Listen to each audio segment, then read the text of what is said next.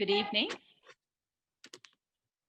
So Dr. Naidoo, our keynote speaker, and speakers on the program, staff and students of UKZN, the SRC leadership, alumni, national and international guests that have logged in. On behalf of the Vice Chancellor, University Executive Management, and Library Executive Management, I'd like to welcome you to the 2020 Dr. Phyllis Naidu Memorial Lecture, and I wish the very best for the lecture. So this annual lecture invites prominent people to engage in dialogue on historical and social issues. 2020 marks the 60th anniversary of the Nobel Peace Prize awarded to Chief Luthuli, and it is our immense pleasure that the university's prized collection, the Gandhi Luthuli Documentation Center, bears his name.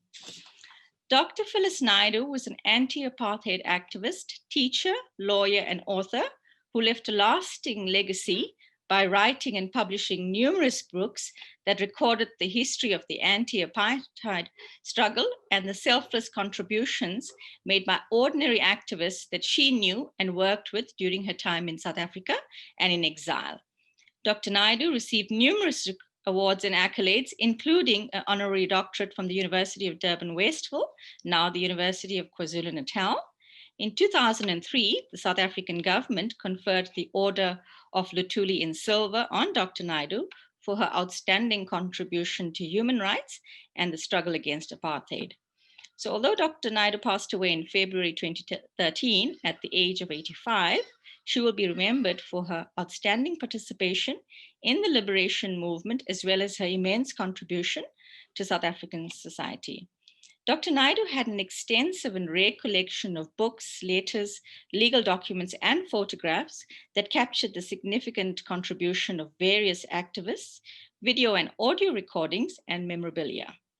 In 2006, she donated this collection to the Gandhi Luthuli Documentation Center at UKZN. In fact, from 2010, she spent some time at the center. Currently, the Documentation Center is digitizing her collection, especially her private letters, as that's an essential treasure that we should preserve. Dr. Naidu's flat in Durban was a meeting place for many who were actively involved in the liberation struggle. When Chief Luthuli was awarded the Nobel Peace Prize in 1960, Mr. Moses Kotana, Advocate Duma Nokwe, and Dr. Govan Mbeki, together with Dr. Naidu, jointly wrote the initial acceptance for the chief. Her personal effects from the felt were also donated to the center. In addition to the Phyllis Naidu collection, the documentation also hosts priceless recordings and books donated by the Luthuli family and other parties. In fact, Mrs. Luthuli has donated some of valuable photographs and documents to the center that are held at no other center.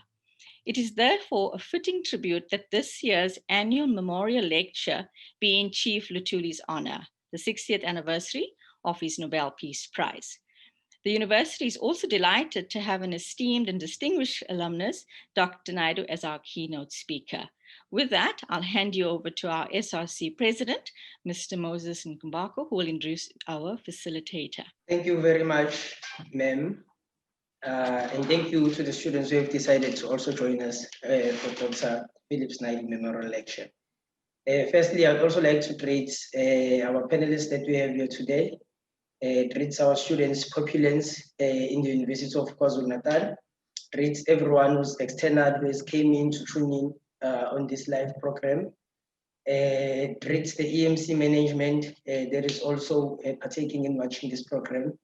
Greets Mr. Lukona Mgunu. Greets Dr. Kumi Naidu.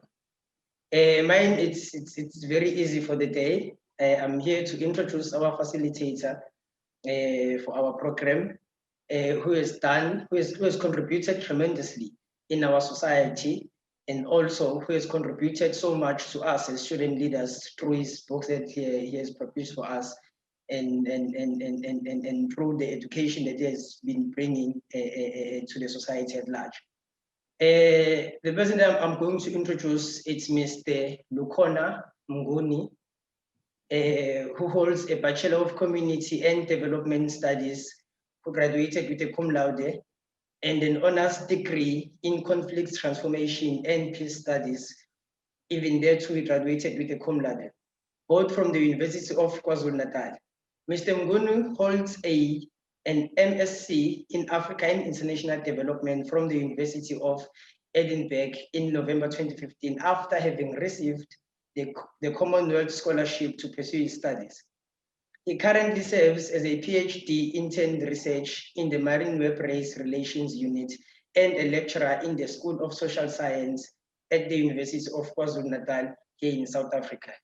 Based on the credentials that we have mentioned here pertaining Mr. Lukhona Ngunu, one can see that he is well-resourced in terms of information, and there's so much contribution that we could get from him, and so much education. Thank you so much. Thank you so much, my president. Thank you, Dr. Petha, for the warm welcome into this important occasion in the memory of Dr. Phyllis Naidu. And of course, our guest speaker is somebody I've crossed paths with once or twice, and I'm delighted that he took up the call to be part of us today. However, the duty to introduce him does not fall on me. It falls squarely on our acting dean of the School of Social Sciences, Professor Vivian Ojong, and I'd like to take this moment to ask her to please introduce our keynote speaker. Following her remarks and introduction, our keynote speaker can just follow after that and have the conversation with us, and then we will definitely have time for question discussions with our speaker after that. Thank you very much. Thank you so much, Mr. Lukhona Nguni. Greetings to the esteemed panelists and to everyone participating today. There are some people, based on their contribution to the society, that makes it difficult to really introduce them. So I'm going to try as much as possible to summarize. He's contributed so much, beginning from the days of apartheid, even up till now. It makes it very difficult to summarize the life of a person of this caliber. So let me just try as best as I can and introduce him. Dr. Kumi Naidu, he is a human rights and environmental justice activist.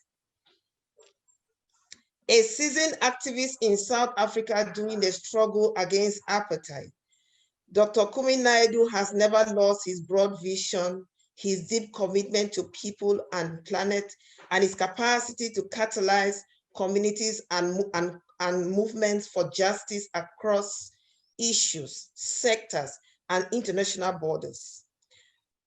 Kumi became an activist at the age of 15, having led the protest against inferior apartheid education in his Chatsworth High School, from where he was expelled.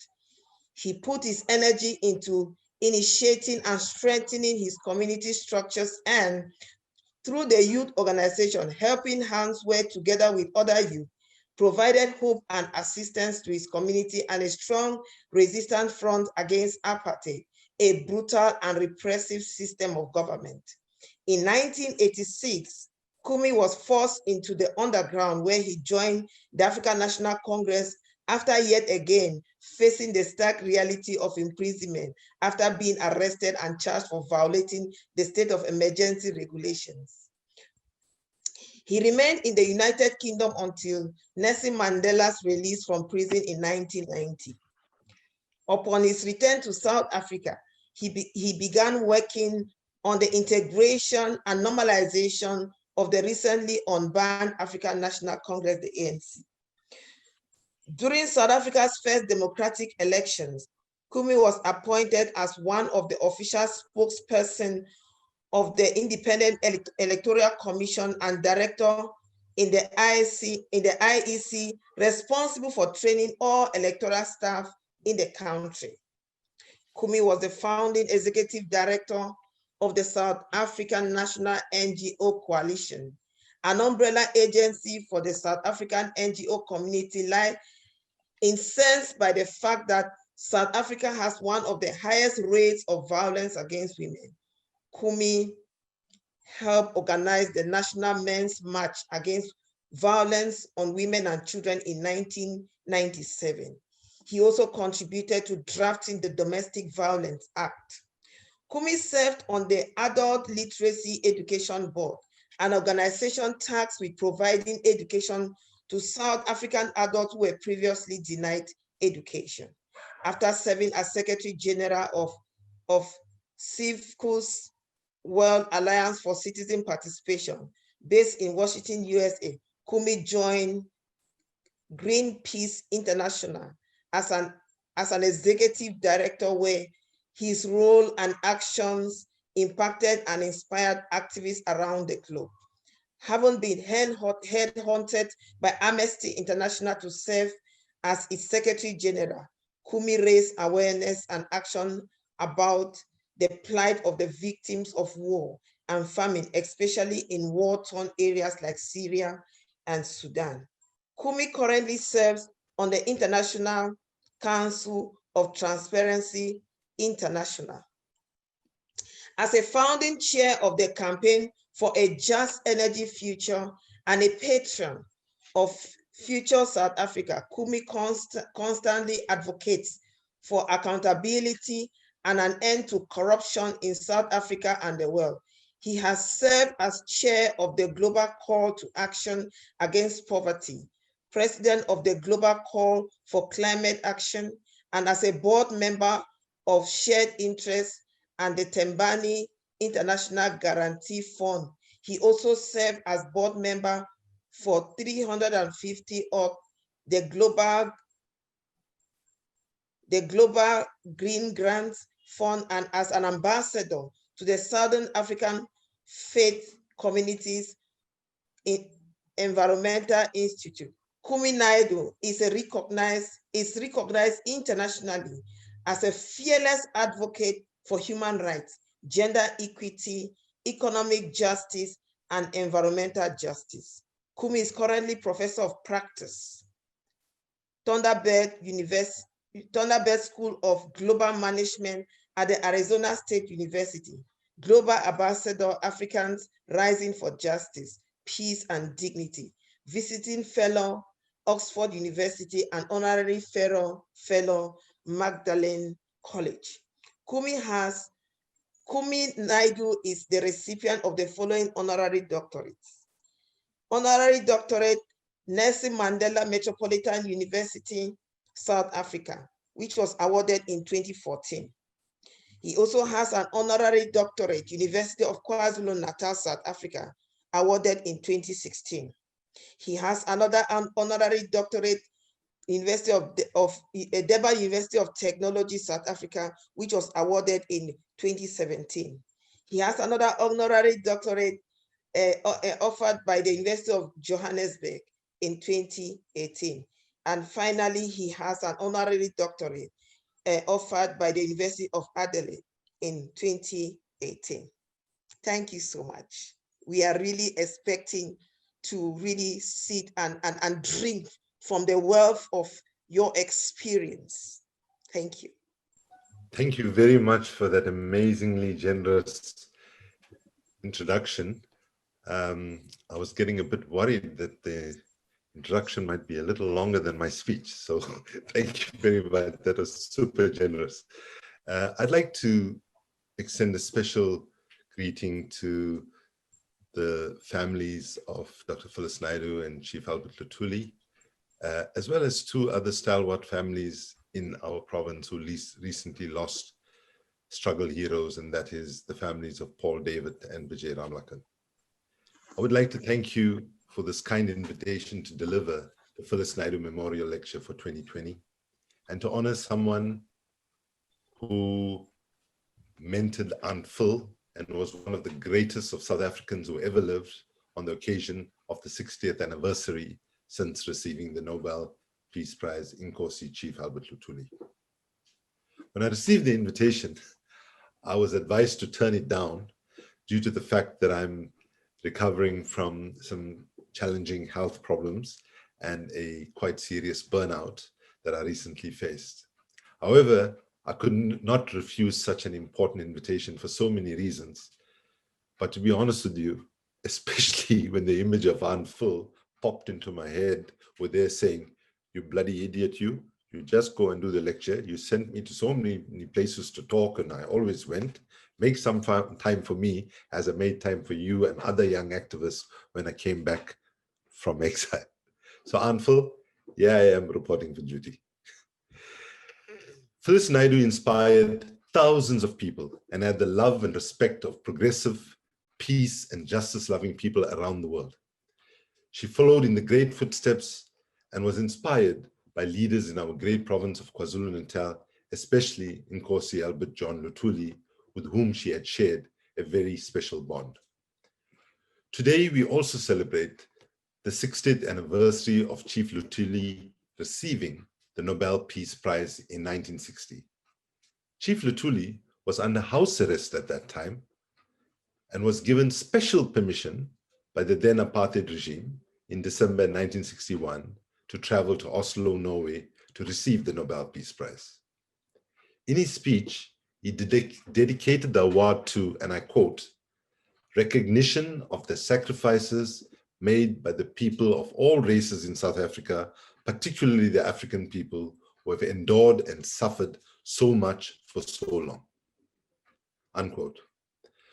I want to record my personal gratitude for the experience I had as a young teenage activist in 1981, which was the 50th anniversary of the passing of Chief Luthuli. I remember vividly the mass meeting in which we commemorated Chief Luthuli's death at St. Anthony's Church Hall in Durban. And even though at 16 I did not understand some of what was said, it did not really matter, as a spirit and sense of solidarity crossed boundaries in very, very powerful ways. I'd like to also pay tribute to Aunt Phil's loving brother, Paul David. For not to do so, I will be separating the intertwined lives of the freedom-loving brother and sister who inspired me and many others of my generation. Paul David was a fixture at almost every mass meeting, prayer meeting, or protest meeting. Paul David was there as the director of ceremonies and conducted his duties with humility, with humor, connecting people across race, religion, language, and much more. All the things that apartheid did to keep us apart. A pillar of strength and fountain of wisdom, Paul David was so much more than the resident master of ceremonies, as they used to call them, MCs in those days. He was a human rights lawyer and defended many of our activists. He was an organizer, and I can only imagine the love, respect, and admiration that Paul David and Aunt Phil must have shared for each other's contribution for the struggle for justice in our country. We also recently in our province lost another giant of our struggle, Dr. Vijay Ramlakhan, a medical doctor who emerged from the ranks of Umkhonto we Sizwe, the military wing of the African National Congress, and who became South Africa's Surgeon General. Dr. Ramlakhan grew up in a humble working class, with humble working class roots in Chatsworth, and I had the privilege of being inspired by and working with him for a short while, given that I grew up in Unit 2 Chatsworth and he was from Unit 1 Chatsworth. Dr. Ramlakhan was a person with pure commitment and remained a principled comrade in his life as he was in the struggle. What distinguishes and connects the lives of Chief Luthuli, Dr. Phyllis Naidu, Paul David, and Vijay Ramlakhan, apart from the fact that they all came from KwaZulu-Natal, and several more of that class, is that they maintained a lifestyle of principled commitment to the struggle for justice. They did not believe that the struggle ended on 27th April 1994 when we voted in our first election. They recognized that we were not fighting simply for the vote. We were not fighting just to have the right to choose our leaders. They recognized that we were fighting for economic justice, human rights, environmental justice, social justice, and today we would also say climate justice. Presently in the world, we see multiple crises converging together, and just as we see these crises, we see leaders across this political spectrum unable to rise up to the level of efficiency and effectiveness with a moral sense of justice that the situation calls for. It is sad to see the rise of racial intolerance in the United States of America, South Africa, and around the world rear its ugly head in the midst of the COVID crisis. We see the climate crisis getting worse. We see the pandemic out of control, especially, ironically, in the most wealthiest countries like the United Kingdom and the United States. Also, at this very time, we are losing many precious people that walked alongside us in the struggle. I want to just bring in another precious asset, a precious gift that the people of KZN gave to the national liberation struggle. When I remember my friend Phyllis Naidu, in 1987, we spent the last, when we would see each other for the last time in a small seaside town where we were hiding out called Tinley Manor. That night, Phyllis Naidu posed a question. He said, "What do you think is the biggest contribution you can make to the cause of humanity?" I replied, "Giving your life." And Lenny said, "You mean going, participating in a demonstration, getting shot and killed and becoming a martyr," which, as you know, as some of you will know, that was a regular occurrence. Every weekend we were at funerals, and funerals, it was like a vicious cycle because people would get killed at funerals and it would go on and on. And he said, yes. So I said, yes, giving your life, getting shot and killed, becoming a martyr. And he said, that is the wrong answer. He said that the biggest sacrifice you can make is not giving your life, but giving the rest of your life. I was 21 years old at the time. My friend and comrade Lenny was way ahead of us. He was the first environmentalist amongst us who got the connection between racial justice and environmental justice. And I jokingly say at that time, I think he was like only one of 1,000 voluntary vegetarians on the entire African continent. He was clearly somebody ahead of his time. So when I got the news 2 years after we fled into exile in different directions, that on 8 June 1988, Surendra, Phyllis Naidu, Lindiwe Mthembu, Makosi Nyoka, and Notsikelo Kotosa, all ANC members, were shot dead when the car was ambushed at Piet Retief on the Eastern Transvaal border. Lenny and 3 women comrades from Durban were entering the country when they were gunned down in cold blood by the apartheid government's 3rd Force Death Squad based at Vlakplaas, headed by Eugene de Kock, who acquired the name of Primeval. The killing squad of the apartheid regime was known for the slaughter of activists during the 80s and was responsible for the butchering of our comrades. But the important message that he was making when he was saying that the struggle for justice is not a sprint, but a marathon, is that those of us, like those of us on this call, hopefully, that have had the privilege of acquiring knowledge, the privilege of acquiring certain skills and capabilities, that burden, therefore, is that for long as we live, for long as we have energy in us, we must continue to push against all forms of injustice until those injustices are dislodged. The second message between the fact that the struggle for justice is a marathon, not a sprint, is the sentiment about being life-loving. One should not be saying, I want to die for this cause or die for that cause, or even to say, I want to die for my country. We should be saying, I want to live for my country. I want to live with dignity.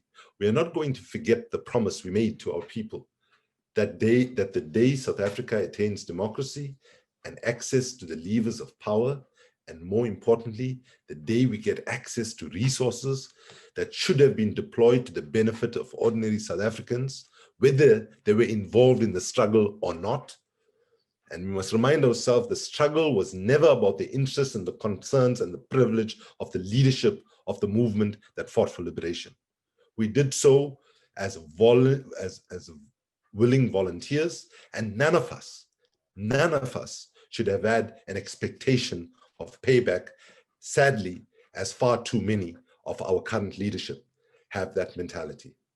It was for the sacrifices made by the people of all races in South Africa, particularly the African people who have endured and suffered for so long, were the words that Chief Lutili said in 1961 to repeat when he received the Nobel Peace Prize.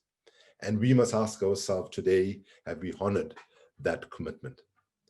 Millions of our country's citizens still live in appalling conditions since liberation has come. And far too few, maybe a handful of people, have benefited by the looting and theft from the state and private sector, something that Aunt Phil was already irritated about prior to her passing. I would hate to think how many blood vessels she would have burst if she would have been here to have seen the shenanigans of the Guptas and Nkandla scandal and the arms deal scandal and the state capture horrific news that we hear every day as we see those that engaged in the worst corruption that we've seen in our country evade accountability. During the struggle, activists and comrades fought hard to stay out of prison for fear of being persecuted for fighting for justice. Now, many comrades and the cronies are fighting hard to stay out of prison for stealing from the people, even going so far as to disable or undermine constitutional institutions that we spilt blood fighting for. However, it is important to make the connection between different generations and the struggle. Recognizing the dangers and the issues they face meant so much to us, and therefore we must raise the question that certainly myself, as someone who's been involved as an activist for more than 40 years, the younger generation have every right to look at me and my generation and say, what do you have to show and why have you failed? It is not good enough today to look back at moments in the struggle where you might have thought we were successful and sit on our laurels and praise ourselves and have endless commemorations that become less and less meaningful every year that we do it. We should be asking, why have we not delivered justice to the majority of our people? Why do these injustices persist? Not only do these injustices persist, but also the very way that those with power seem to abuse power and speak about justice at the same time is an insult to our people who are suffering at their hands. Whether it is Andres Tatana, who was killed in a service delivery protest in Vicksburg, shot in full public view by the South African police and recorded by SABC, or when mine workers protesting in Marikana were shot in large numbers, a number of them shot in their back by our Liberation Force police, led by our government that we fought for. It is now the same government that has to answer not only for the deaths of so many activists that have been killed in the past and whose deaths that remain unsolved, but also for the current state of lawlessness in our country. Lawlessness by our citizens, lawlessness by those mandated to maintain law and order, and lawlessness by those elected to public office. Conditions that have preceded us pre-1994 must not outlast us. The slogan, freedom in our lifetime, is as valid now as it was since the inception of the struggle for justice. There are major questions that we must address on this, the 60th anniversary of Chief Lutuli's receiving the Nobel Peace Prize. We must join forces and voices again to say, we want to know what exactly happened to the first winner of the Nobel Peace Prize in Africa, the first South African to win the Nobel Peace Prize, and one of the most outstanding leaders in the ANC, a giant of a leader. The time is long overdue for the family to get answers. The time is long overdue for the people of South Africa to get answers. We cannot accept the excuse that it happened a long time ago during apartheid. Justice delayed is always justice denied, even though it might be difficult because of the passage of time to undertake certain exercises that we feel may not be possible. And I recognize the challenge. We must remain hopeful, reminded of the saying that is attributed to Nelson Mandela when he said, "It is always seems impossible until it is done." The reasons given at the inquest into the death of Chief Lutuli all those years back in 1967 was a criminal act in itself. It was conducted by a government accused of crimes against humanity and by the same government that persecuted Chief Lutuli. The successful judicial process and the prosecution of those responsible for the death of Ahmed Timol in police custody has demonstrated that given the impetus and given an impartial judiciary, a fairer outcome, even if based solely on the records of the whitewashed inquest itself, the truth can be found. The inquest into the death of Chief Luthuli found that he had fell onto an oncoming train and was killed. That is improbable then as it is now. When he died, Chief Luthuli was fit and was under house arrest, restricted to the area of his home in Groutfeld near Den Steiner. He was constantly monitored by the security branch. There was a witness that was never interviewed or called to testify. After having made many inquiries and with the invaluable assistance of a longtime friend and grassroots activist, Colin Padiachi, for whom I'm very grateful for having secured a statement out of the National Prosecuting Authority's Crimes Directorate on where the status of the investigation into Chief Luthuli's death is. And I quote from this recent correspondence in preparation for this lecture from the NPA. Pursuant to a request for an investigation into the feasibility of reopening the inquest of former ANC Chief Albert Luthuli in terms of Section 17A of the Inquest Act 58 of 1959, investigations are underway to determine whether to request a judge to reopen the request. The investigating officer has been directed to conduct certain investigations, which once complete will allow the NPA to assess all the evidence. In the light of the matter still being investigated, the nature of the investigations cannot be disclosed. Once all evidence is obtained, it will be evaluated and a decision will be taken whether to request a judge to reopen the inquest, unquote. Now, let's be clear that there are certain facts that are not in dispute with regards to Chief Luthuli's death on the 21st of July, 1967. 1, at the time of his death, he was under house arrest. 2, whilst under house arrest, he was monitored 24 hours with the security branch police. 3, he was not allowed to meet more than 5 people at a time. It also stands to reason then that when Chief Luthuli did leave his home, even for his habitual walk, he was followed and monitored. Given the security branch's interest in the activities of Chief Luthuli, they would not have taken the eyes off him when he was outside his home. Security branch policemen made their presence visible as a tactic of intimidation to people they were monitoring. The security branch police must have witnessed the chief falling into the path of a train. When police officers lose a subject that they are monitoring, there was an automatic internal investigation by the South African police.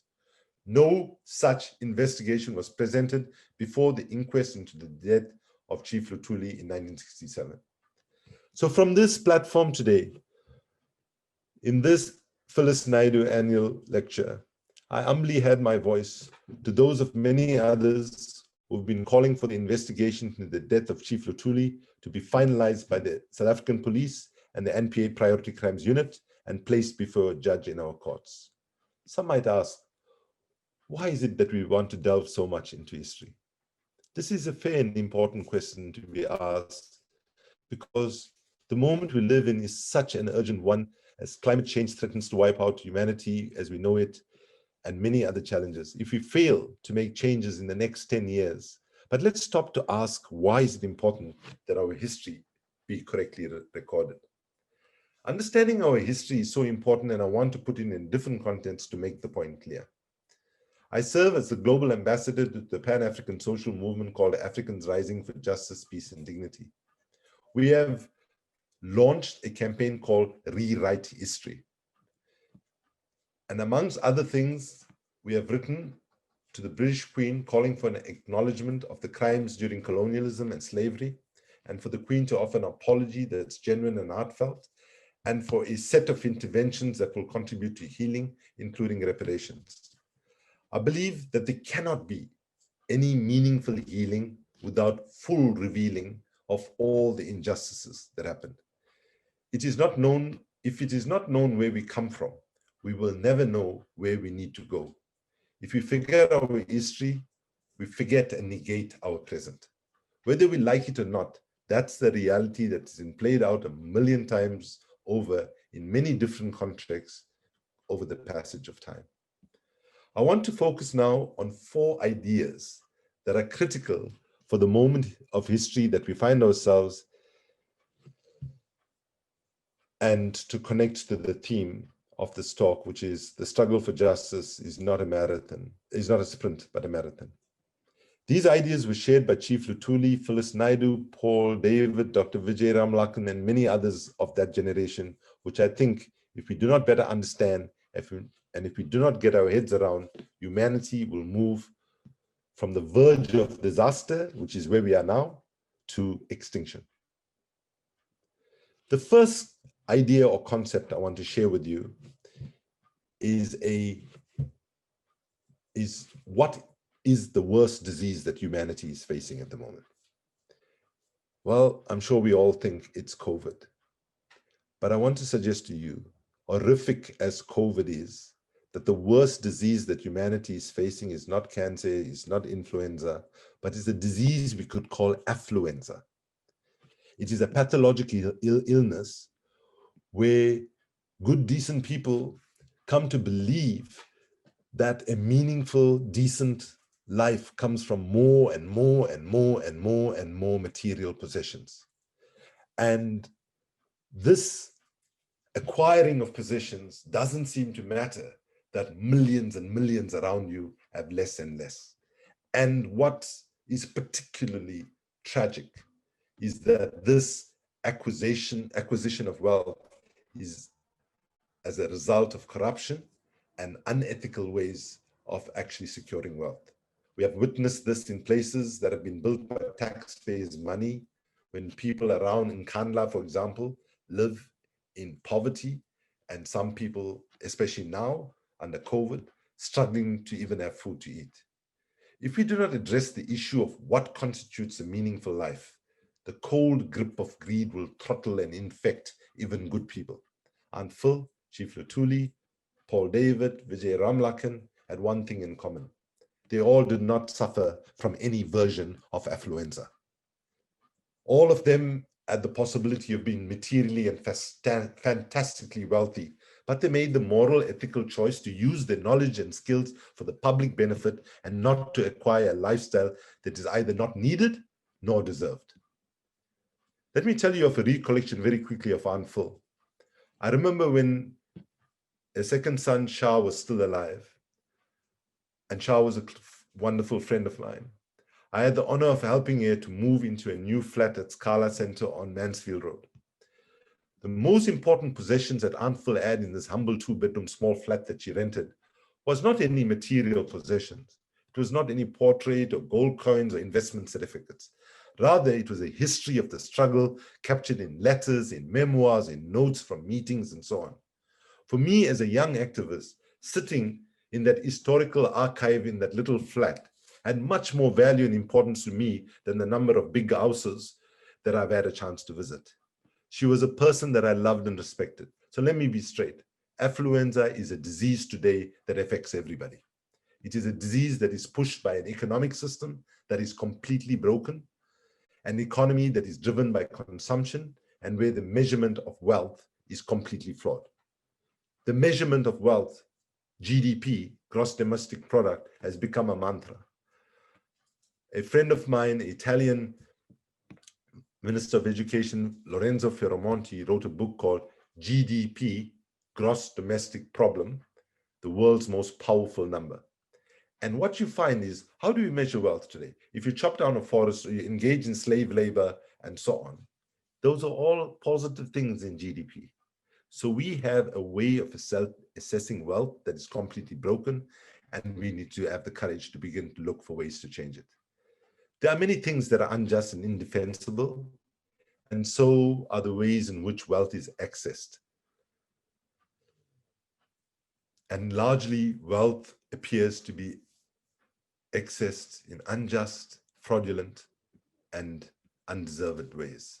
But it seems that those with power have been able to get away with incremental responses that didn't go to addressing the systemic and structural changes that are needed to make the possibilities of a more just and sustainable world a possibility. Here's an example. Just think about what happened after 2008, 2009 during the financial crisis. the response of those with power and privilege was system recovery, system protection, system maintenance. But what we needed then and what we need now, right, in the post-COVID recovery is system innovation, system redesign, and system transformation. In South Africa, we have seen the unscrupulous siphoning of money, for example, meant for PPE, personal protective equipment, to go to those in the front lines being stolen. These actions by a handful in a position of power, acting instinctively with impunity and greed, had irreversibly affected the lives of frontline workers, who were the ones brave enough to show up and fight to protect our people from a deadly virus. I'm alerting you all to engage government and NGOs now to make sure that money made available for the life-saving, economy-saving vaccine does not go the same way as the PPE's debacle. More importantly now, I'm adding my voice to those who are saying that we need to stand and make sure that the poor are not marginalized in the queue for the vaccine. The poor already are being killed by the starvation brought on by the pandemic. The second notion beyond affluenza that I want to share with you is a wisdom from Martin Luther King. Speaking in 1965, he said, "My friends, there are certain things in our world which I am proud to be maladjusted and which I hope all people of goodwill will be maladjusted until the good society is realized. I say very honestly that I never intend to become adjusted to segregation and discrimination. I never intend to become adjusted to religious bigotry. And yeah, on the economy," he says, "I never intend to adjust myself to economic conditions that will take necessities from the many to give luxuries to the few, leaving millions of God's children smothering in an airtight cage of poverty in the midst of an affluent society. I never intend to adjust myself to the madness of militarism, to self-defeating effects of physical violence that will take money for starving people to buy military weapons." So his response was, he called for a new movement and a new idea. He said, "I call on people around the world to come together to promote a notion of creative maladjustment. That is, not accepting the status quo, right? And that is what we need today. We need people who have the courage and the stamina and the vision to look beyond the present and to ensure that we are addressing the deep injustice of inequality, especially economic inequality. The third idea that I want to talk about is that of intersectionality. If we are going to build and build on the legacies of unfurled Chief Luthuli and others of their sentiment and practice, we need to have a much deeper sense of intersectionality. Now, I admit the intersectionality is a rather cumbersome word, but it's a very powerful idea given to us by the feminist movement decades ago. Basically saying that if you wanted to advance gender equality, you needed to know how gender intersected with race, class, ability, and so on. And part of the problem of activism is that we have operated in silos for far too long. Human rights, poverty, and so on and so forth. Human beings don't live their lives like that. People live interconnected lives. And activism and even our ministries of government seek to respond to people's need. It needs to be done in an intersectional way. Whether it was apartheid in South Africa or whether it was in the United States, today we see an issue like environmental racism, right? Completely showing that environment and race are intersected when we see that it is people of color and white working class people who are the ones living closest to coal mines and so on, that tells you that issues are not as divided as one might think. We must connect the struggles because people live much more complicated lives than the silos that the government and NGOs have built for themselves in the name of specialization and focus. Failure to connect human rights and environmental justice, poverty and inequality, indigenous rights with gender equality and so on is a failure of activism and a failure of government, and it's high time that we are brutally honest with ourselves and listen to what Amilcar Cabral, the leader of Guinea-Bissau's anti-colonial movement, said when he said, and I quote, tell no lies and claim no easy victories. Tell no lies and claim no easy victories. Pretending that we will leave millions and millions of people in abject poverty. And it's a betrayal of our own values as espoused by Chief Luthuli, Phyllis Naidu, Dr. Ramlakan, Paul David, and thousands of other activists that paid with their lives in the service of our struggle. The last concept or idea I want to share with you is that of cognitive dissonance.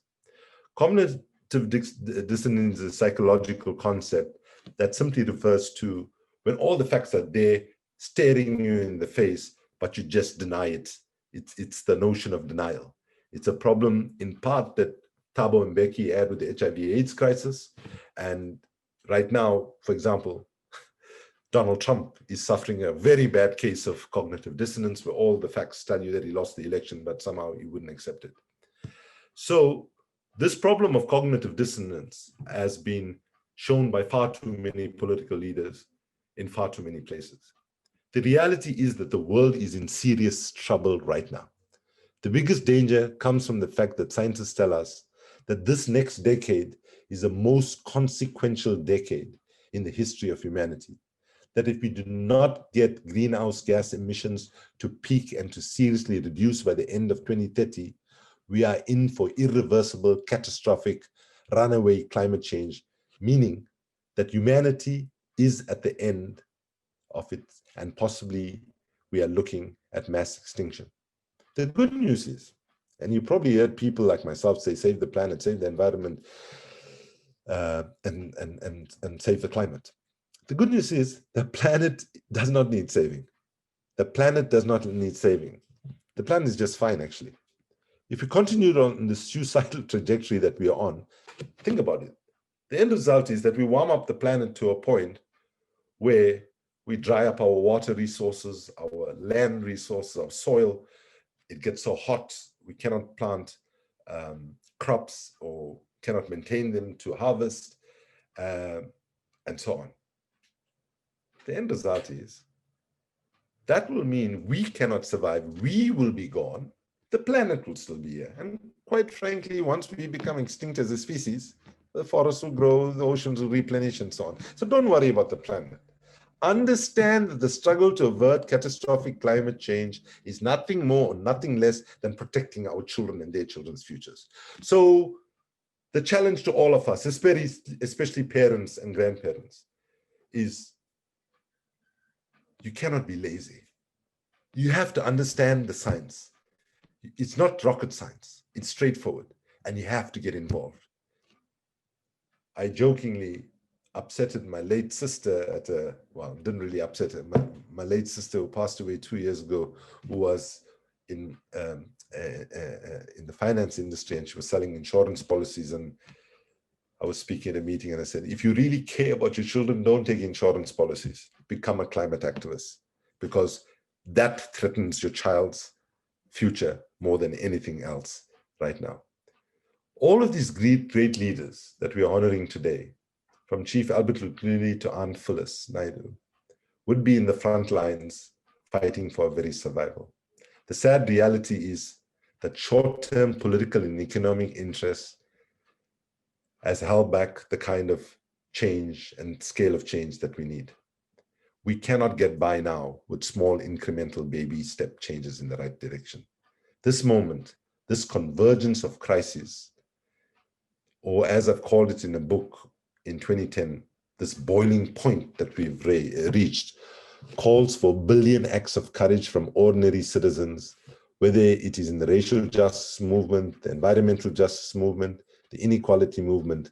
If we connect up those struggles at a time of unprecedented global mobilization against injustice that we are currently witnessing, I believe that the time for big change and big transformation, which has been long, long overdue, might be around the corner. As author and activist Arundhati Roy has put it, and I quote, "Another world is not only possible, she is on her way. On a quiet day, I can hear her breathing." If you work hard enough, and if you believe enough, you could also hear the breathing of another world that is more just and more equal, more sustainable, and much more fairer. You will hear it starting to breathe, and that breath turning into full energy requires millions of us who are not currently yet involved to get involved and take action. I would like to extend my deepest gratitude to the board of the Gandhi Luthuli Documentation Center for allowing me the opportunity to honor Aunt Phil and Chief Albert Luthuli, and two people who shaped me and many others. And I'm glad I had the opportunity to honor two other great KZN heroes, Paul David and Dr. Vijay Ramlakan. Collectively, they taught us a very important lesson, which I want to recommend to younger activists today. It is okay to smile and laugh when you stand up to injustice. Engage in struggles for human survival with love, compassion, and dignity, and with a sense of honor. Life is too short to allow the Donald Trumps and the Bolsonaros of the world to burst any of our blood vessels, including the equivalents here in South Africa. Let us remember that the struggle for justice is not a sprint, it is a marathon. But this is a marathon that must create the possibilities for ordinary people to participate in the fight that affects their own lives, not to do it in patronistic ways or paternalistic ways, and to do it with love, with fun, with respect, and with a sense of community. That is what Aunt Phil stood for, that is what Chief Luthuli stood for, and that is what the movements of liberation that many of us gave our lives stood for. Today, these movements, or what's left of them, are unrecognizable. If we want to move forward, we must have the courage to resist the paths that some of our leadership have taken, and to do so, not to do so would be to collude. And if it means creating new ideas, new visions, new approaches to get us out of the mess that we're in, that is what we must have the courage to do.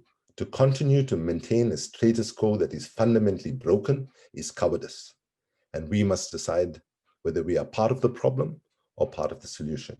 And I want to believe that if Aunt Phil was here, if Chief Luthuli was here, they would be saying to all of us, choose to be part of the solution. However uncomfortable and inconvenient that solution might appear to those at the top of society.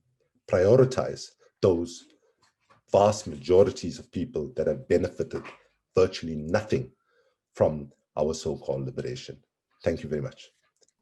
I think, Kumi, if we were at a venue, there would be a lot of legs stretched right now, standing and giving you a standing ovation for what is a very powerful lecture that reminds us of the true essence of humanity, drawing from the many giants who have gone before us, who have walked this path, who have run this marathon and handed over the baton to your generation. And I think now this is almost a moment where you are saying, here is the baton.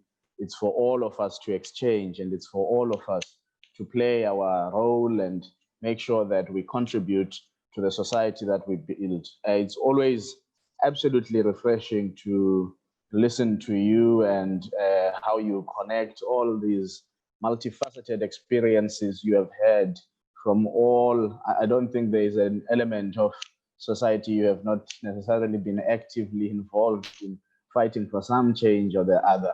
And if indeed there's one thing that you have given us, it is your life, and you've lived it for the benefit of society. And I like the analogy of the struggle being, the struggle for justice is not a sprint, but a marathon. And the Comrades Marathon's slogan comes to mind, Iphupho lami, dare to dream. And that's really what the struggle is about. It's about the amaphupho, ditoro, the dreams that we have, the aspirations that we have for our society. And so I think that really quite captures it well. I'm not going to steal the show away from the people who have questions for you, but I do want to recall a conversation I had earlier today with the chief financial officer of a local municipality. and we're just talking about malfeasance and the problems that are in the state, and having incompetent people in positions of power and so on. But he made a very important statement, and he said the biggest problem are not the people who do wrong things, unaware that they are doing wrong things. The biggest problem is those people who do wrong things knowing full well that they are doing wrong things and spend quite some time trying to cover up those things, because then they enable these very systems that you are telling us to struggle against, these very systems that you are warning us not to collude with, because if we do that, then we will be allowing ourselves to continue with this fundamentally broken society you speak of. We will be allowing ourselves to be co-opted. We'll be emboldening the system rather than helping us. And I think those 1 billion acts that you talk about, I mean, we know there are various campaigns around the world with different governments trying to plant 1 million trees a year as part of the push against, climate change and getting everybody interested. And in essence, you are saying to us, the planet is perfect because the planet can replenish and restore itself. All that it needs to do is get rid of those who create its imbalances. So the planet is always in a state of finding its own equilibrium. And if we continue to be ignorant, if we continue in our own path of destruction, our own path of hubris, because we were supposedly given mastery over nature, as you will know, that's how some people came about to coin the meaning of development, that it's mastery over nature, and that's how you develop. But we know now that our mastery over nature has been actually to the detriment of humanity. There have been many blind spots, and we have not taken care of those issues that we have been given, either by scientists, either by researchers, either by people's own lived experiences. For as long as we remain in our positions of power, we continue to have what former President Thabo Mbeki once called at a Nelson Mandela a lecture, where he said it's like there's this voice of evil with rhythmic element preaching to us, get rich, get rich, get rich, get rich. And that really becomes almost the theme of our lives and how we live our lives. So let's just take a few questions, Kumi. I'll bundle together about 3 at a time so that you don't get to forget and have too much at your disposal to deal with. The first question is there ever a platform in South Africa where academics periodically sit with government to scholarly engage on these recurring critical issues? And the person says, there are these injustices that persist in our democratic dispensation, such as corruption. But is there a space where, beyond this webinar, you can sit with our government and have these conversations? Another one is that you highlight the frustrations, the day-to-day frustrations of many ordinary people around the world, and particularly with leadership at the government level. How can people better hold leaders accountable?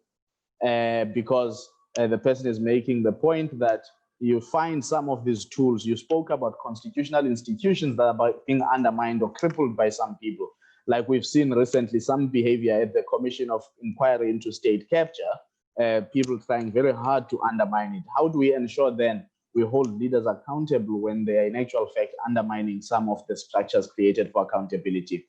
The third question is, can you suggest some ideas to correct, adjust, cure, or treat? I suppose maybe you have also been looking for an affluenza vaccine. So this affluenza you speak of, can you suggest to us some ideas on how to correct, cure, treat?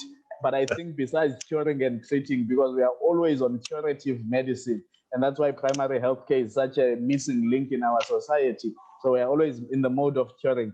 How do we vaccinate? How do we avoid this affluenza? Thanks, Kumi. Oh, my brother, Lukona, that is such a wonderful summary and the way you pulled it all together. Thank you so much. I do think that actually the vaccine for affluenza lies within us. It's in the choices that we choose to make. But, there was a very prominent thinker in the 70s, which some of you might remember, called Louis Althusser, who said, one of the things that people sometimes mistake is that governments and corporations control us primarily through the deployment of the repressive state apparatus, army, police, use of formal laws and so on.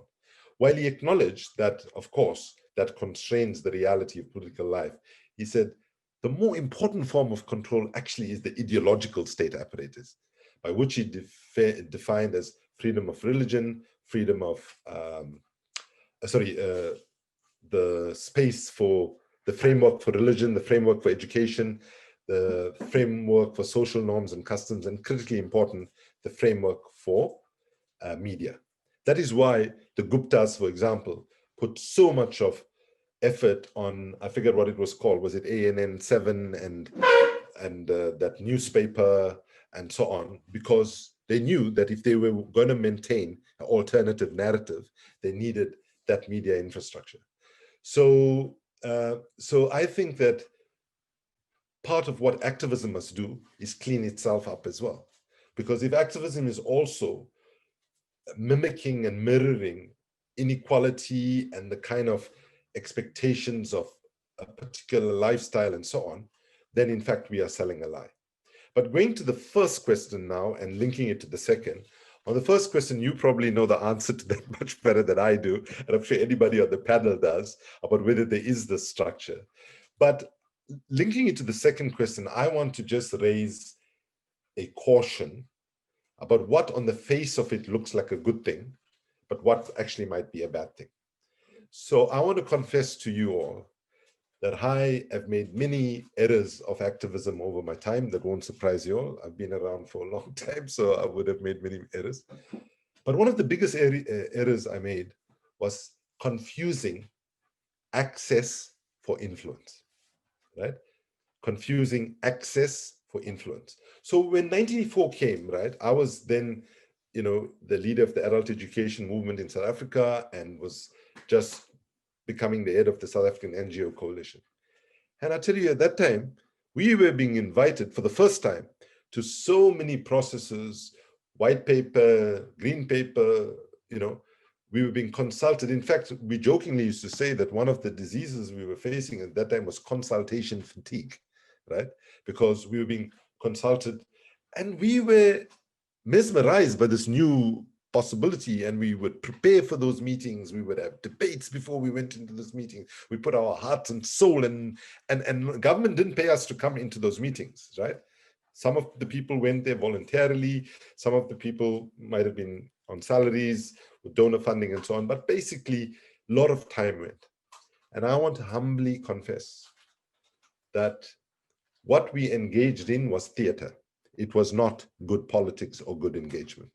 And when you ask the question, should there be a forum between government and academics, my gut tells me, yes, there should be a forum. But what kind of forum and what kind of space is built in that forum is really important about whether it matters at the end.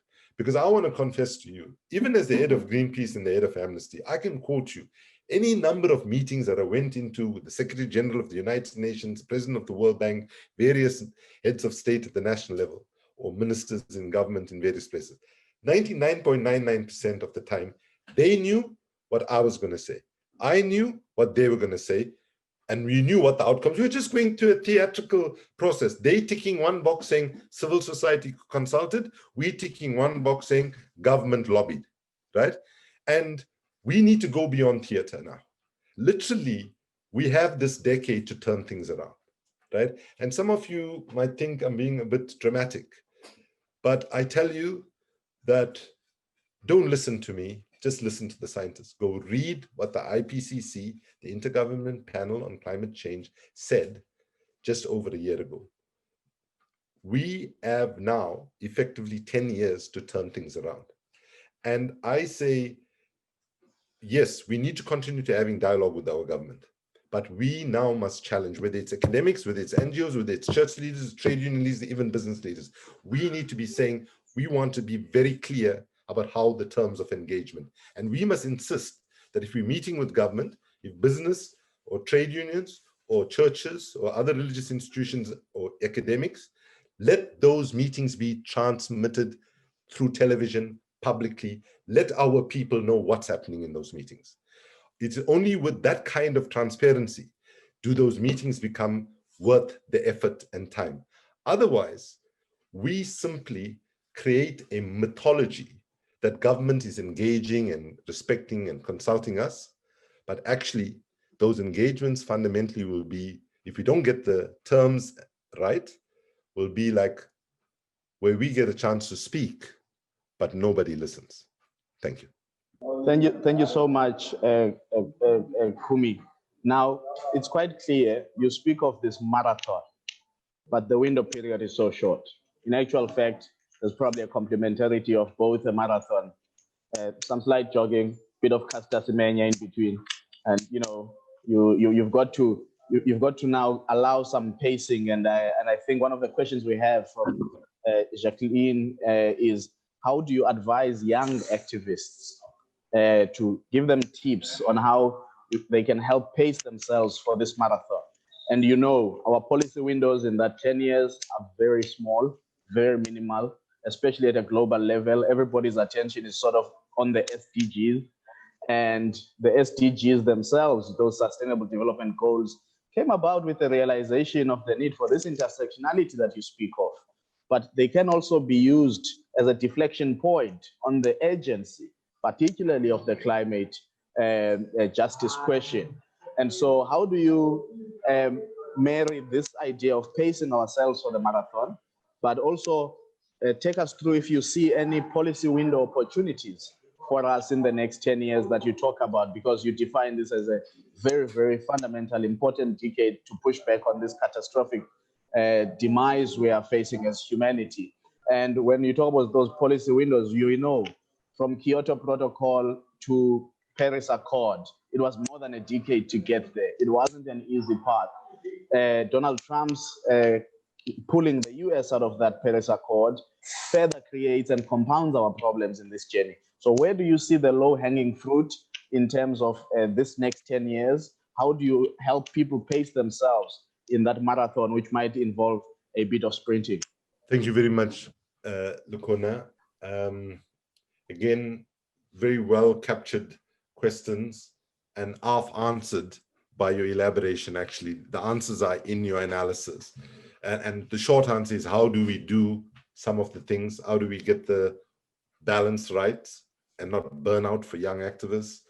How do we find the low-hanging fruits and make progress? How do we keep a sense of optimism?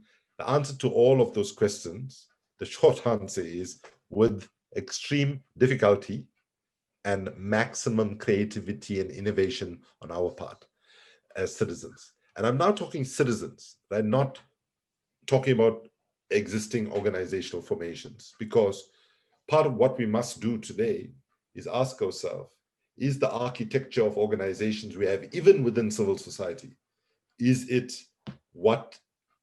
adequate to deliver the changes that we need? And let me take firstly the question to young people. To young people, I've been saying, firstly, let me just say, young people in our country, young people in Africa, young people globally is the best hope that humanity has right now, because they have shown that they have the capacity to look at the world with fresh lenses, with new pair of eyes, and imagine different ways possible moving forward. As my daughter once put it to me when I was saying, darling, based on my experience, you shouldn't do this, you should do it like that. She said, Dad, the problem with your generation is you are contaminated by bad experience and you're constantly pushing your bad experience on us, right? So today, we must, as the adult leader, people of my generation must concede we have failed. I mean, come on.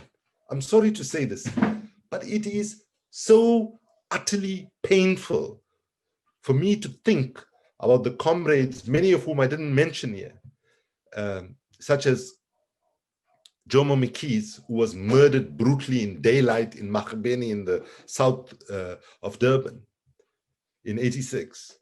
Solomon Mshlangu, many others, names known and names not known. I think about them and I think, how would they feel if they knew? Let's just take one corruption, the Gupta China rail corruption with Transnet. The money stolen just from that project could have solarized every single village in South Africa and delivered solar energy that would have transformed the lives of every village in this country, in South Africa. Just that one project, right? Of course, not if the Guptas and the people around them ran it, because it was in their DNA to steal, right? But the important thing was who enabled them and who. So to young people, I have to say, it's a real challenge for you all. And I think the starting point for somebody from my generation must be to apologize and say, I am sorry that we're not good enough to deliver the solutions that created a safe future for you. But now you have to do more. You have to push your parents and your grandparents to recover their dignity and start talking to them, and don't believe that you have to fight this on your own.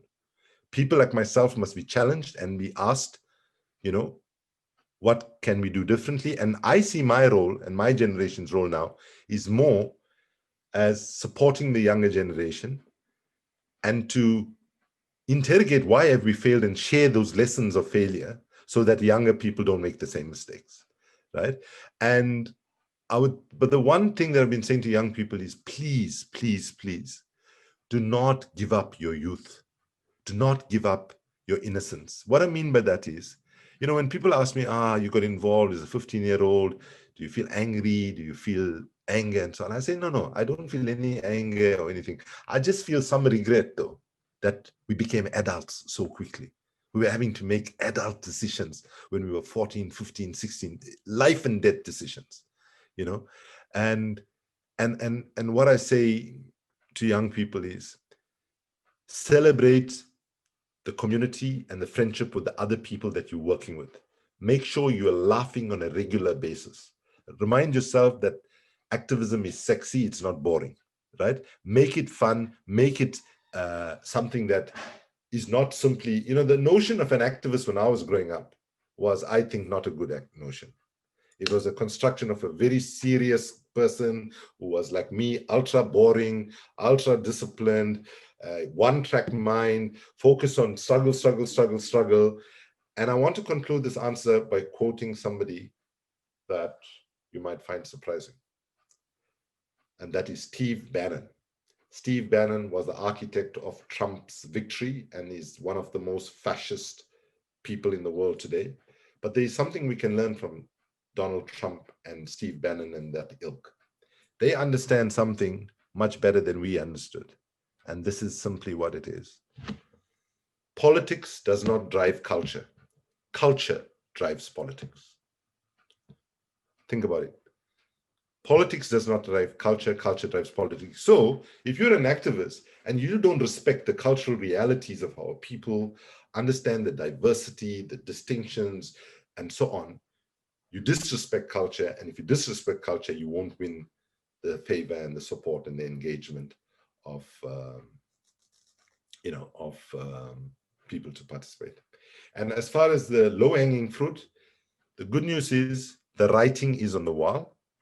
And the optimistic moment that I want to take away is, while we know that both Democrat and Republican establishments in the United States have been pathetically equally bad over time, in this current moment, the fact that people of color in the United States won that election in the United States puts a huge burden on the Biden administration. And I am hoping that we might actually get the best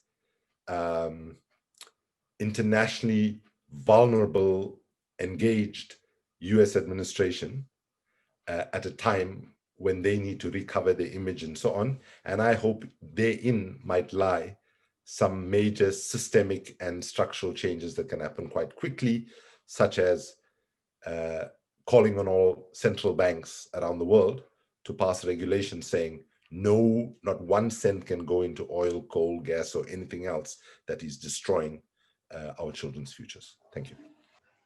Thank you so much, Kumi. Let me not only burden you with the questions, let me also share some of the congratulatory messages that you've been getting.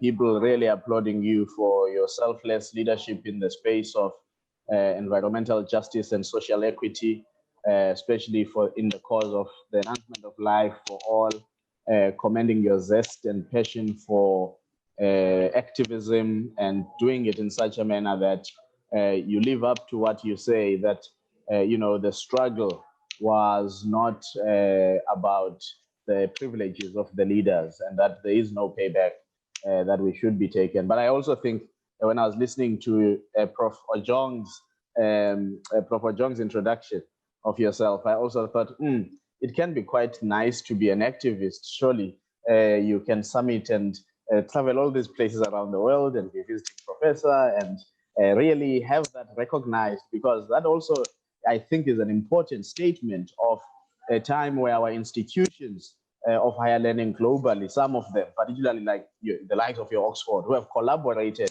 in many instances in the past to create the present that we have, to enable some of the people like Jan Smarts that we saw, who were given platforms and audiences in those institutions, to see how transformation and engagement of society can really happen in meaningful ways. And I think that for me is kudos to you, Budi, and it's really important to see that in the cause of struggle, there is an importance that we cannot only just struggle on the streets. The struggling is not just about protest, it's not just about demonstrations, but we can see it being translated into the classroom environment, because that's where we shape and form young minds. That's where we give courage and wisdom in terms of knowledge, in terms of tools of analysis.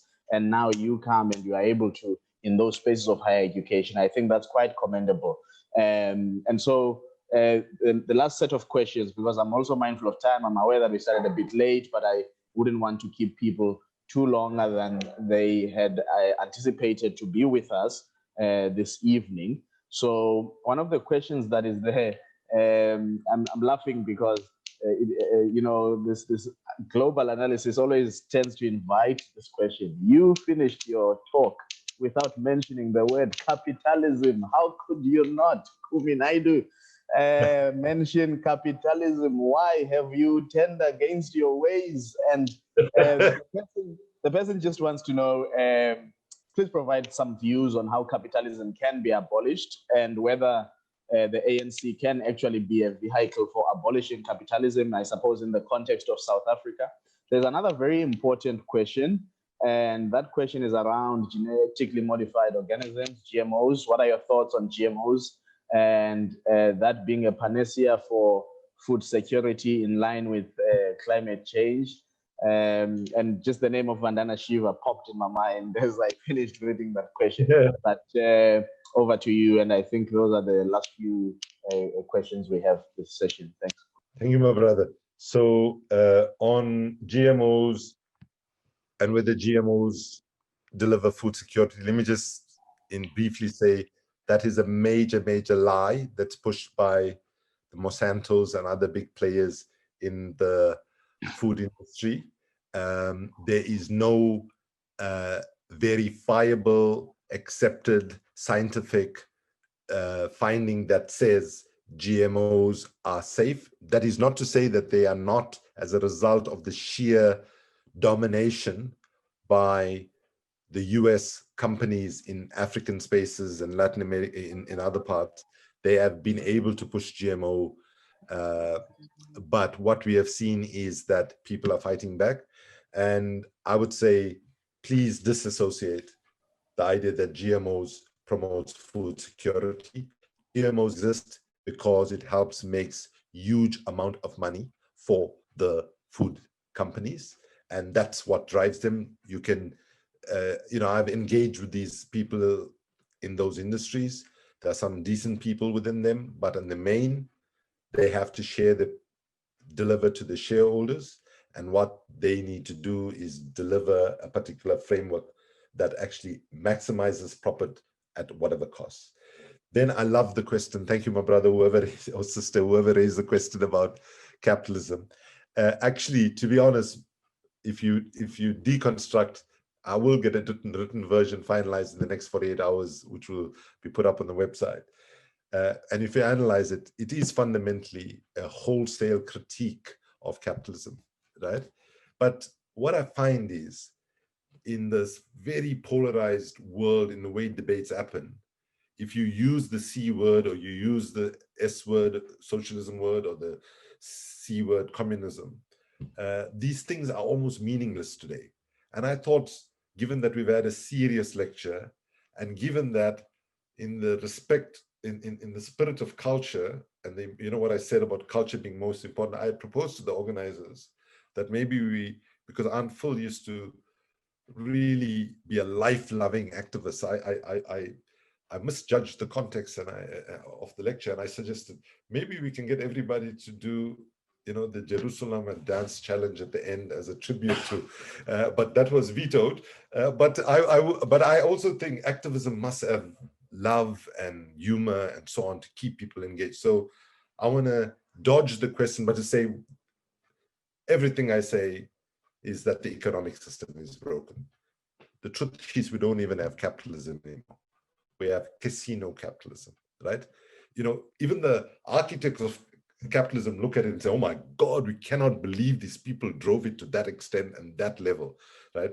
So the system is broken, it has to change, and it's being changed as we speak, but the system is still very strong and very powerful, but it's the weakest it's ever been.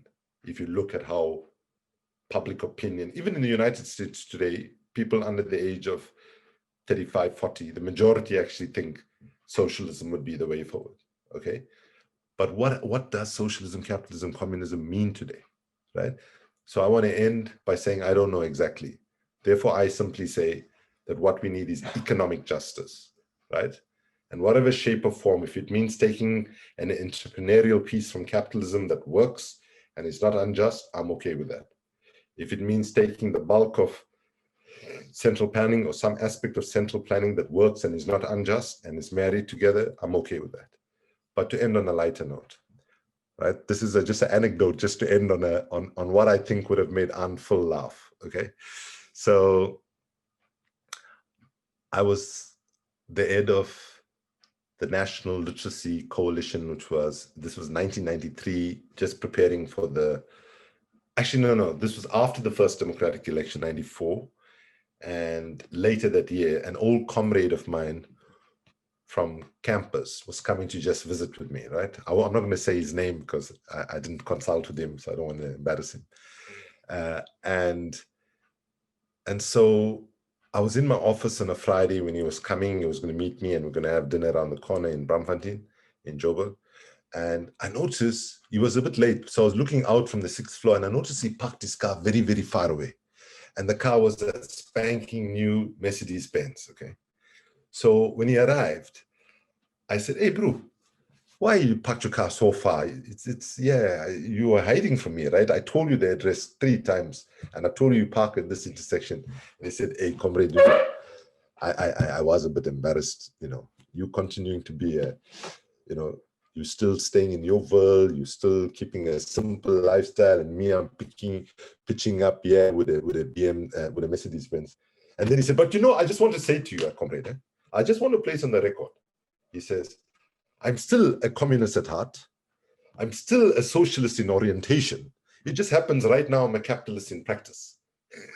Right? So this has been a very confusing time for many people. And I would simply say, what we need right now is a willingness not to be dogmatic. Because let's be blunt, I don't think any one ideology or one system can be picked up from somewhere and plonked in South Africa or anywhere else and work. We must build a future that is driven by new knowledge inputs, by new voices, especially young people's voices, because they are going to pay the price of failure on our part, right? If we don't deliver, we are selling down our children's future and their children's future. And I want to believe that everybody that's part of this seminar today holds true to a commitment that what we leave behind should be somewhat more just, more fair, more equitable, more sustainable than what we found. Thank you very much for the honor of helping me to give me this opportunity. Aunt Phil was somebody I loved and respected deeply, and I'm so glad to have had this opportunity. Thank you, everybody. Kumi, just before I let you go, just one parting shot. I want to take you back to a very distant part of your activism, which I still think you care about. We often hear a lot of speech, a lot of talk, and I'm reminded because of the launch of the 16 days of activism against gender violence and gender-based violence and children abuse. You've been involved in that work. There has been attempts recently to now amend some of those pieces of legislation insofar as speeding up cases, how we handle trials, and all of these things, sentencing and so on.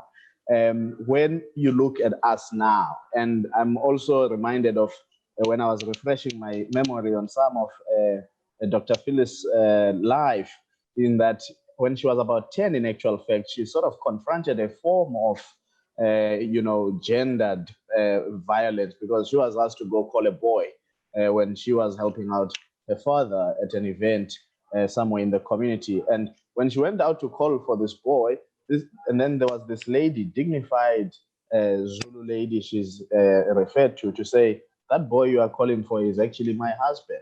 And this sent her into a very hysteric mode, and I think there she was sort of beginning to confront these layered gender, race dynamics, where men were not only seen as black men, but also infantilized. And that was the girly for women and so on. Now, you said the word intersectionality can be cumbersome. And I'm sorry to bring you back after I thought we were done, but as you are answering, this comes to mind. This question of intersectionality tends to trouble a lot of people. And part of that is because it asks men to interrogate their own male privilege, irrespective of race. There is some male privilege. So it's always easier to defer to the racial question, always easier to defer to the economic injustice without confronting this question of intersectionality. I think just broadly, in quick commentary, to your mind, where are we from, the days when you're involved, whether with the Domestic Violence Act preparation, and to where we are now with the struggle against gender-based violence and femicide? And what is it that is needed to make this idea of interrogating society from an intersectional lens fashionable? What do we need to do to achieve that? So what I would say is the following, that in 1997, when Madiba marched with us and we had the National Men's March Against Violence on Women and Children, and 6 months after that, the Domestic Violence Act was achieved, we were very, very clear at that moment that that was not the end of it. That was just the beginning of it, because we have a history in our country of good laws and horrendously bad implementation since '94. There are such good laws we have in so many areas, but and this is one area where there's been the most massive failure. So I want to end this on a bit of a personal note, and I want to look the leadership, the male leadership and the female leadership of the ANC in the eyes and say to them, dear brothers and sisters, do you think maybe that if over the last 20 years, you spent less time on internal fighting, less time on trying to get rich for yourself and your families and your friends and your cronies, do you think maybe we would have found the time, resources, and energy to have eliminated violence against women by now? To hear some of the moves that the Minister, the Commissioner of Police and the Minister of Police have announced recently, of course we welcome it. But the question must be asked, why was it not done 20 years ago? Why was it not done? Why did it have to leave so many women in the main vulnerable, so many deaths later, so much devastation later? Why did we wait? And I think that those who have held power now for 20 years or more must come to the judgment. If you cannot govern properly, get out of the way. If you cannot lead with dignity, get out of the way. You have a very small window to reform and return to your roots. And returning to your roots means putting people first, not putting the agenda of narrow factions within the ANC first, irrespective of who those factions are. And what we got right now is a leadership that is self-absorbed, that is, and I'm not talking about just this leadership. In fact, this leadership is marginally better than the leadership we had under President Zuma, which was not even attempting to conceal corruption, right? They were pushing it in our face and saying, deal with it, right? And so the question on the failure of gender-based violence, and I welcome President Ramaphosa and others speaking so eloquently about it recently, but they are intelligent people. They are our leaders. Did they only find out about it during COVID? Surely they didn't. Did they not hear us when we marched to union buildings on 22nd November 1997, right? And made that call. So I'm sorry, this is an issue which is very personal to me. I've seen people I love and respect, and I've heard of stories that just devastate how the failure of us to deal with the way masculinity is constructed. And I conclude in a way that might hurt some, right? The people who are abusers are also victims. If we don't understand why is it that South Africa has one of the highest levels of violence against women in the world, and we just negate all the structural factors. I'm not saying we should condone it, but to get a proper solution, you need to understand what would it have meant for a Black man as a migrant worker who was stripped of all his dignity and all his power, and only found one space where he had power, which was in the confines of his home when he went back to the rural area, and suddenly found himself in a way where he over-exercised that power. I'm not justifying it, but I'm saying if you do not take the time to understand why people behave in particular ways and understand the legislative environment, the practice of police authorities and so on, because where I grew up in my community, in the township I grew up, women were completely abandoned by the police. If a woman got raped when I was growing up, it was her fault. She was vilified by everybody. And I'm sad to say many of us as young boys also thought that that was the right thing to do. So right now we need time for honesty, for reflection, and also for us as men to say, we have been pretty pathetic. And for us to have the courage to not pretend that we live in a society where there's gender equality just because we have more women in leadership. And sadly, far too many of the women, such as Dudu Myeni, that we have just seen, are totally tools for some of the most corrupt men in our country. On that very gentle note, I would say thank you to you. Kumi Naidu, my brother, it's been a pleasure and a privilege for me to be in conversation with you and be entrusted to help unpack elements of not just your talk to us today, but your life in struggle and how you have made sure that you live up to that very anecdote left to you by Lenny Naidu, that we need to be giving the rest of our lives for our country. And on that note, I'm thankful and just want to remind everybody of those 4 critical ideas that you've left us with, that the worst disease that we face is the disease of greed, and that greed which wants people to be opulent in how they live their lives, but it's from ill-gotten gains. It's from the likes of corruption, the likes of robbing the poor, the likes of robbing the most marginalized people of resources and opportunities. And you talk to us about the importance of guarding against that, particularly now that we've been promised the people's vaccine and vaccine access against COVID-19. But also you talk about the need for us to be courageous, which I think cannot be understated, to develop the necessary stamina and vision to look beyond the present so that we address those deepening inequalities and use the intersectional lens in that fight against those intersectionalities so that there's nobody left behind, so that we do not claim easy victories and say there was freedom in 1994, because that might put us in a lull and complacency and in fact help us re-engineer many of the inequalities that are in our society. And lastly, you reminded us of that cognitive dissonance, that indeed many leaders suffer from it, and that we need to not listen only to our leaders. We need to look beyond. They can't be the lenses with which we see society, because then we will imbibe that cognitive dissonance, and it will take us away from the cog and the wheels of fighting for justice.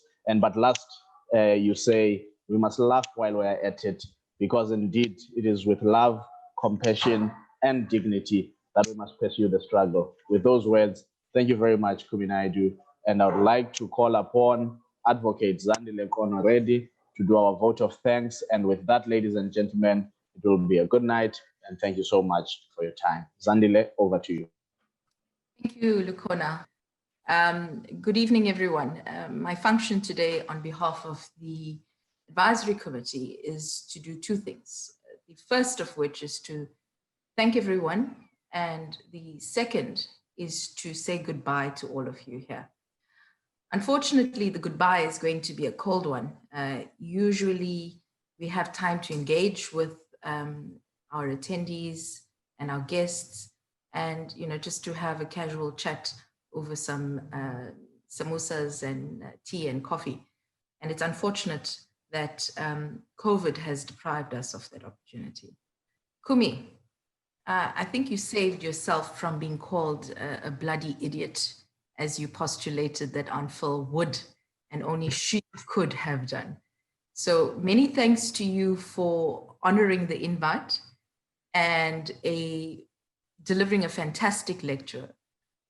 More importantly, thank you for your continued activism against injustice and inequality and deciding to be a part of that solution. Thank you.